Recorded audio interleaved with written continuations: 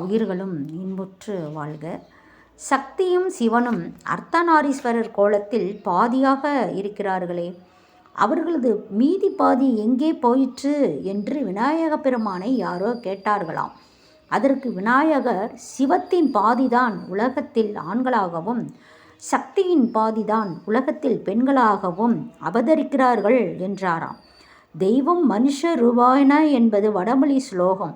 ஒவ்வொரு மனிதனும் பரமனின் அணுவில் தோன்றியவனே, ஒவ்வொரு பெண்ணும் சக்தியின் அணுவில் பிறந்தவளே. அதனால்தான் பிறக்கும்போது குழந்தை வஞ்சகம், சூது, கள்ளம், கபடு அறியாததாக இருக்கிறது. தெய்வீக அணுவின் அடையாள சின்னமே குழந்தை. ஒவ்வொரு குழந்தையும் தெய்வமாகவே அவதரிக்கிறது. பிறகு ஏன் சில குழந்தைகள் திருடர்களாகவும் சில குழந்தைகள் அறிஞர்களாகவும் வளர்கின்றன? இறைவன் உலகத்தில் உணர்ச்சி களத்தை உருவாக்க விரும்புகிறான், உலகத்தை இயக்க விரும்புகிறான். எல்லா குழந்தைகளும் பிறந்தபோது இருந்தது போலவே வளரும்போதும் இருந்துவிட்டால் உலக வாழ்க்கைக்கு அர்த்தம் இல்லாமல் போய்விடும். மாறுபட்ட உணர்ச்சி இல்லை என்றால் மோதல்கள் இல்லாமல் போய்விடும். மோதல்கள் இல்லை என்றால் உண்மை என்ற ஒன்று அறியப்படாமல் போய்விடும். நிழலின் அருமை வெயிலிலே நின்றறிமின் என்றார்கள். நிழலை உணர வெயில் தேவை, மழையை உணர வறட்சி தேவை, மனிதாபிமானத்தை உணர மிருகத்தனம் தேவை, தெய்வீகத்தை உணர மனிதர்கள் தேவை. மிருகத்தை பார்க்கும்போது மனிதாபிமானத்தின் மீது பற்று வருகிறது. மனிதனை பார்க்கும்போது தெய்வம் தேவைப்படுகிறது. எல்லாருமே தெய்வங்களாகிவிட்டால் தெய்வ தத்துவம் செத்துப்போகும்.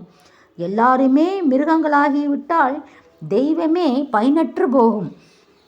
மனிதனுக்கு மனிதன் அபிமானத்தை வளர்த்தால் மனிதன் உள்ளத்திற்குள்ளேயே தெய்வம் தோன்றிவிடுகிறது. மனதை கோயில் என்கிறார்கள். அதில் அமர்த்தப்படும் தெய்வமே மனிதாபிமானம். ஞானிகள் வனத்தில் இருக்கும் தெய்வத்தை காண முயலவில்லை, மனதிற்குள்ளேயே தெய்வத்தை காண முயன்றார்கள். தர்மம் என்ற வார்த்தையின் மூலம் கோவில் இருக்கும் தெய்வத்தை மனிதனுடைய இதயத்திற்குள் கொண்டு வர முயன்றார்கள்.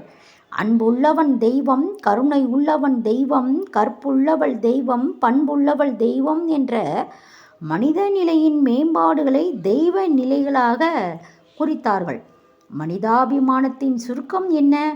நன்மை செய்தவனுக்கு நன்றி காட்டு, தீமை செய்தவனை மறந்துவிடு. நீ முடிந்தால் நன்மை செய், தீமை செய்யாதே. ஒவ்வொரு மனிதனும் இதை கடைப்பிடிக்க ஆரம்பித்தால் பகையும் நோயும் இல்லாத சமுதாயம் உருவாகும். திருச்சிற்றம்பலம்.